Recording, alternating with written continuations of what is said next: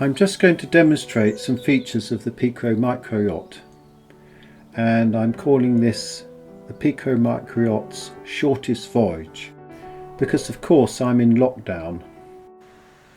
So I've got a new solar panel here which I got for my larger boat, and it seems to be about the right size also for the Pico. Here it's attached temporarily to the central battery.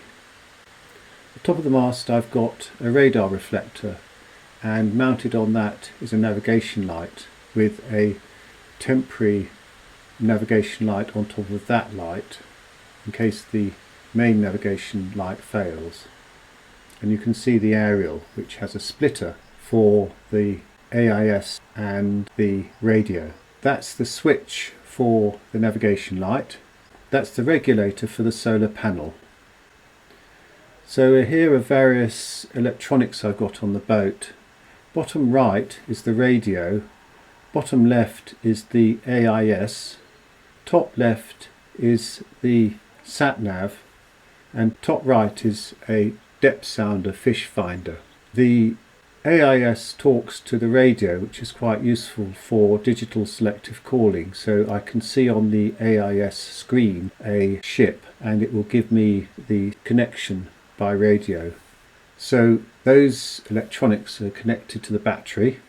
At the bottom of the rudder you can see the sensor for the depth finder fish finder. I keep that on the rudder temporarily. It can be taken off quite easily, and obviously I avoid using it if I'm going to be in a lot of shallow water. It's more for deep water navigational aspects to have the depth finder. You can also see the ad hoc arrangement for the mizzen boom. This is all sort of thrown together with things I've had, and you can see there how the mizzen mast is made up of a flagpole and another aluminium pole just put together with existing material. But those two bits can be taken apart, and of course it makes it easier to put them in the car, for example.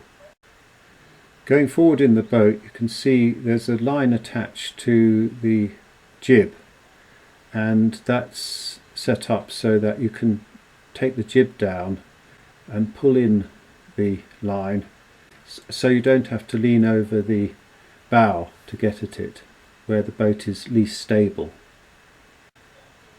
You can see the oars there. In fact the handles of the oars need replacing, but it seems to be working at the moment, but it's a bit unsightly.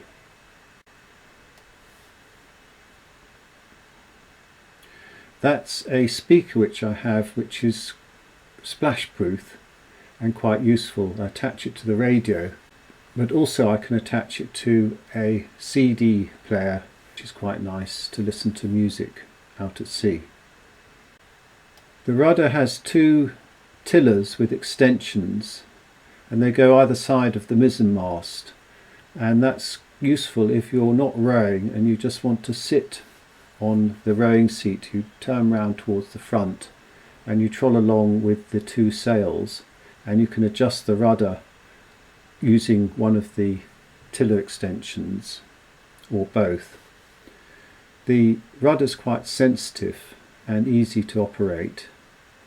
It's a nice deep rudder and it doesn't require a lot of power, so you can sit there tweaking it, keeping your direction. I use a tiller pilot on the boat, not all the time, but it's attached to the rudder, as you can see, via the tiller. And that's quite nice if, say, you stop rowing and you want to troll along with the sails and keep your direction.